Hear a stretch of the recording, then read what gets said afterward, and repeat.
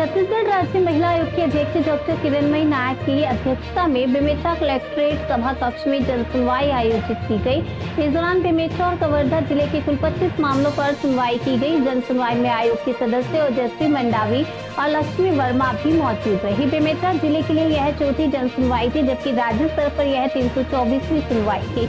सुनवाई के दौरान एक प्रकरण में महिला ने बताया कि उसे वर्ष 2020 और 21 में आवास पट्टा मिला था, लेकिन आवेदक गण उस जमीन पर मुहर्रम डालकर कब्जा कर रहे हैं। दोनों पक्षों के बीच रास्ते को लेकर विवाद है, लेकिन अभी तक सीमांकन नहीं कराया गया। आयोग ने स्पष्ट किया कि जब तक सीमांकन नहीं होता तब तक ये मामला दोबारा नहीं सुना जा सकता।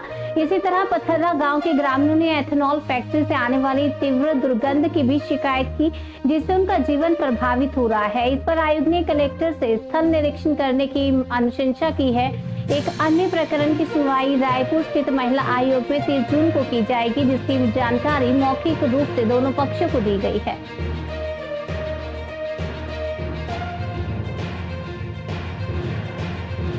जन सुनवाई आज बेमेतरा में रखी गई थी। ये हमारे 5 साल के कार्यकाल में लगातार चौथी जन सुनवाई है और आज की जन सुनवाई में 18 मामले बेमेतरा के थे और 7 मामले कवर्धा जिले के थे।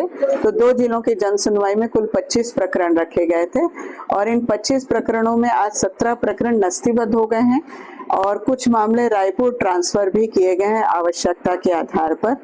आज सबसे अच्छी चीज जो हम कहेंगे कि एक पति पत्नी का रिश्ता 2.5 साल से जो टूटा हुआ था, एक 2.5 साल की बच्ची थी, वो रिश्ता जोड़ा है हमने और उसमें दोनों साथ रहने के लिए तैयार हैं और उसकी 2 साल तक निगरानी यहाँ की प्रोटेक्शन ऑफिसर यशोदा साहू के द्वारा किया जाएगा।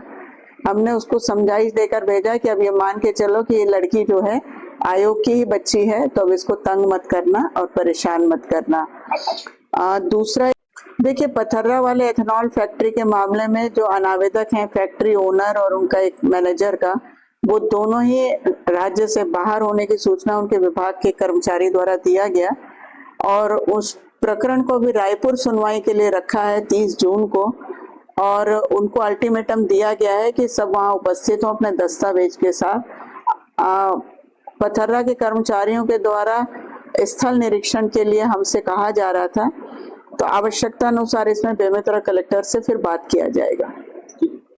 देखिए हमारे पास जब कोई ऐसे अपराध की घटना की जानकारी प्रेस मीडिया के माध्यम से आती है जिसमें कोई पुलिस कार्रवाई नहीं करती, या कई बार लोग हमारे पास आते हैं कि घटना कुछ और है पुलिस कुछ और कर रही है, तो ऐसे मामले हमारे पास पंजीबद्ध होते हैं। कुछ मामले हम सुओ मोटो कॉग्निजेंस में लेते हैं, स्वतः संज्ञान में लेते हैं और जब हम चिट्ठी एक बार भेजते हैं तो FIR दर्ज होती है।